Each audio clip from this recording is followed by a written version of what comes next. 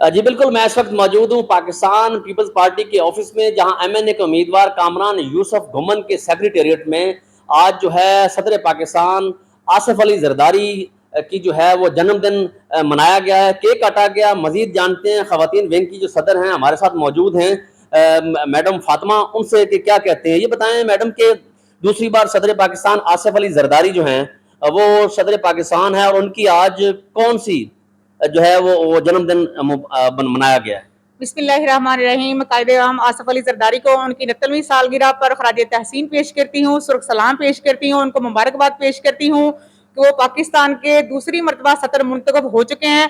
انہوں نے پاکستان کی عوام کے لیے، پاکستان کی عوام کی خوشحالی کے لیے اور ملک کی ترقی کے لیے، ملک کی فلاح و بہبود کے لیے ہمیشہ کام کیا ہے، اور ہم پورے پاکستان کی عوام بہت خوش ہیں، اور پاکستان کے جیالے، پاکستان پیپلز پارٹی کے جیالے بھی بہت خوش ہیں، وہ دوسری مرتبہ صدر منتخب ہو چکے ہیں۔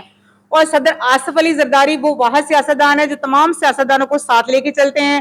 ہم ان کے جذبے، ہمت اور بہادری کو سرخ سلام پیش کرتے ہیں۔ پاکستان پیپلز پارٹی زندہ باد۔ آج جو ہے 69ویں سالگرہ ہے، کیا کہیں گی ان شہید جالوں کو جو دنیا سے رخصت ہو گئے ہیں، جنہوں نے اس پارٹی میں رہ کے شہادتیں حاصل کی؟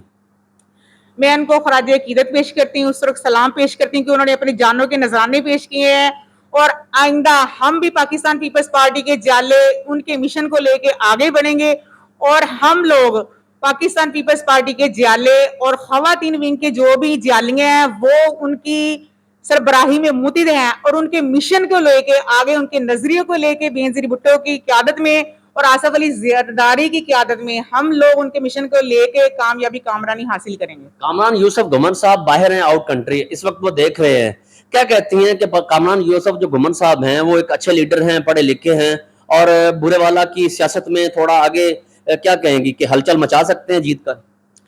کامران یوسف گھمن ہمارے آئیڈیل لیڈر ہیں، اور بورے والا میں جس نے پارٹی کو زندہ کیا ہے وہ کامران یوسف گھمن ہی ہے، اور بورے والا کا جو درخت ستارہ ہے وہ کامران یوسف گھمن ہے، اور انہوں نے ہمیشہ اپنے ورکروں کے ساتھ بہت اچھے طریقے سے بات چیت کی ہے، اور انہوں نے ہم ورکروں کی بہت زیادہ سپورٹ بھی کی ہے، اور انشاءاللہ تعالیٰ آنے والے وقت میں ہم کامران یوسف گھمن کو ہی ووٹ دیں گے اور ان کو جتا کے ایم این اے انشاءاللہ تعالیٰ بنائیں گے۔ اور بھی پرانے ورکر ہیں پاکستان پیپلز پارٹی سے کے کارکن ہیں، یہ بتائیں کہ آج کی جو جنم دن ہے 69ویں سالگرہ، کیا کہیں گے زرداری صاحب کے حوالے سے؟ بسم اللہ الرحمن الرحیم۔ جناب صدر پاکستان آصف علی زرداری صاحب کو میں خراج تحسین پیش کرتا ہوں۔ انہوں نے پیپل پارٹی کے ہر مشکل دور میں پاکستان کھپے کا نعرہ لگایا، ہمیشہ مفاہمت کی سیاست کی۔ انہوں نے کبھی عوام کو پیپل پارٹی کے جالوں کو انتشار میں پڑھنے سے روکا ہے۔ وہ مفاہمت کی سیاست کرتے ہیں، وہ پاکستان کھپے کا نعرہ لگاتے ہیں، وہ پاکستان کی بہتری کے لیے بہتر کام کر سکتے ہیں۔ پیپل پارٹی پاکستان کو مشکلات سے نکال سکتی ہے، اور بلاول بھٹو اور آصف علی زرداری وہ واحد لیڈر ہیں جو ان معاشی مشکلات سے نکال سکتے ہیں۔ میں آخر میں پھر جناب آصف علی زرداری صاحب کو 69ویں سالگرہ کی مبارکباد پیش کرتا ہوں۔ پاکستان زندہ باد۔ اچھا میڈم، یہ بتائیں، آپ کی طرف بڑھتے ہیں، یہ بتائیں کہ پاکستان پیپلز پارٹی کے کون سے اچھے کام ہیں جو آج بھی فیمس ہیں، جیسا کہ بے نظیر انکم سپورٹ پروگرام کے تحت رقم ملتی ہے؟ پاکستان پیپلز پارٹی نے ہمیشہ غریبوں کا سوچا ہے، کسانوں کا سوچا ہے، مزدوروں کا سوچا ہے، اور یہ واحد پارٹی ہے جو ورکروں کو ساتھ لے کے چلتی ہے، اور بینظیر انکم سپورٹ پروگرام وہ پروگرام ہے جس سے لوگوں کے گھروں کے چولہے جلے ہیں۔ یہ کون سے بہترین اچھے کام ہیں جو آج بھی یاد کیے جاتے ہیں فلیکس پہ؟ سب سے بڑے جو ان کا کام ہے وہ بینظیر انکم سپورٹ پروگرام کا ہے، اور دوسرا انہوں نے جو بھی تھے مطلب ملازم ہیں ان کی تنخواہوں میں اضافہ کیا ہے۔ اچھا چلیں آپ کی جانب بڑھتے ہیں، یہ بتائیں کہ کون سے بہترین اور بھی کام ہیں جو پاکستان پیپلز پارٹی نے کیے ہیں؟ بسم اللہ الرحمن الرحیم۔ پیپل پارٹی کا مارز وجود میں آنا شہید ذوالفقار علی بھٹو کا ایک مشن تھا۔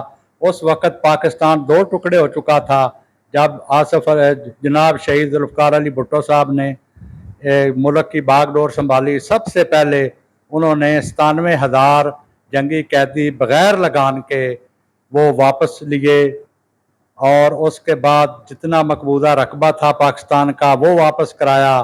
اس کے بعد انہوں نے ٹھان لی کہ آئندہ पाकिस्तान की तरफ कोई मैली आंख नहीं देख सकेगा। उन्होंने उनके ज़हन में ये था कि मैंने पाकिस्तान को एटमी ताकत बनाना है, और एक दिन उन्होंने एटमी ताकत बना दिया।